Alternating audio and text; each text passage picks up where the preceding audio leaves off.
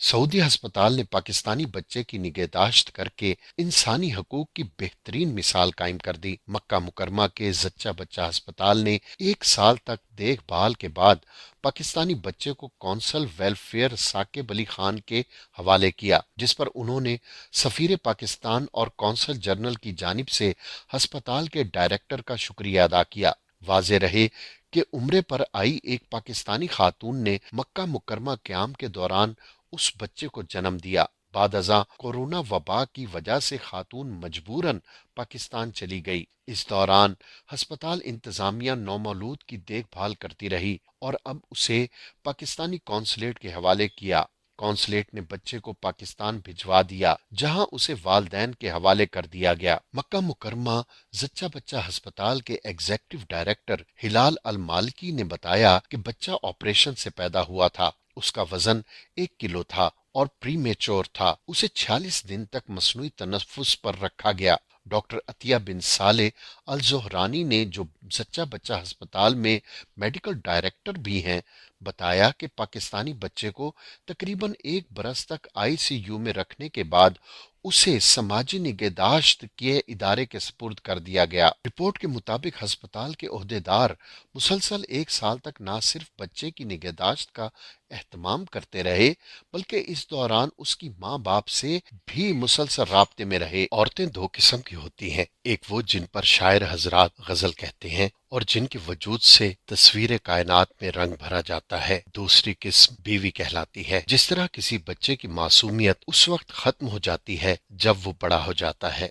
Namvar column निगार Ali Imran junior अपने एक column में लिखते हैं, इसी तरह औरत की सारी खूबियां उस वक्त हवा हो जाती हैं जब वो जन से रन, हमारा मतलब है बीवी, बन जाती है। बीवी को बेगम भी कहते हैं। शुनीद है कि सुनहरे दौर में ये बेगम कहलाती थी, क्योंकि उनका काम शोहरों को हर गम से बेगम करना होता था। लेकिन हमारे प्यारे दोस्त का कहना है कि चूंकि बीवियों को कोई गम नहीं होता, इसलिए उन्हें बेगम कहा जाता है। लेकिन जमाने के साथ साथ ये नाम तब्दील होकर बेगम रह गया। खातून खाना ने शोहर नामदार के मोबाइल के मैसेजेस पढ़ लिए। इजी पैसा का मैसेज आया था और उसके अगले मैसेज में लिखा था, जान इजी लोड और इजी पैसे का मैसेज मिल गया क्या? खातून खाना ने तप कर सवाल किया, अच्छा तो अब क्या मनी लॉन्ड्रिंग भी शुरू हो गई? शौहर ने घबराहट में बीवी की तरफ देखा तो खातून खाना ने उंगली से मोबाइल की तरफ इशारा किया। शौहर ने कहा, बेगम बादियो नजर में तुम सादिक और अमीन नहीं रही, क्योंकि तुमने मेरी इजाजत के बगैर मेरे मैसेजेस पढ़ने शुरू कर दिए। ये कानूनी तौर पर जुर्म है। बेगम ने कहा, मनी लॉन्ड्रिंग पर भी नाअहली होती है। शौहर ने जवाब दिया, जी नहीं, सादिक और अमीन ना रहने पर नाअहली बनती है। बेगम ने गुस्सा दिखाया। शौहर ने मनाया, लेकिन खातून खाना ने अपना फैसला सुनाया। अम्मी के घर चली। शौहर ने कहा, ठीक है, रोटी तो पड़ोसन भी दे जाएगी। बेगम का इरादा डगमगाया। मुस्कुरा कर बोली, पता नहीं तुम कब सुधरोगे। शौहर हाथ पैर छिलवा कर और एक आंख सुझा कर घर आया। बीवी ने घबरा कर पूछा, क्या हुआ? शौहर ने बड़ी बेचारगी से कहा, एक औरत बाइक चला रही थी, मैं सड़क किनारे घर आ रहा था, अचानक उसने मुझे टक्कर मारी और फरार हो गई। बीवी ने गुस्से से पूछा, बाइक का नंबर नोट किया या कोई और बात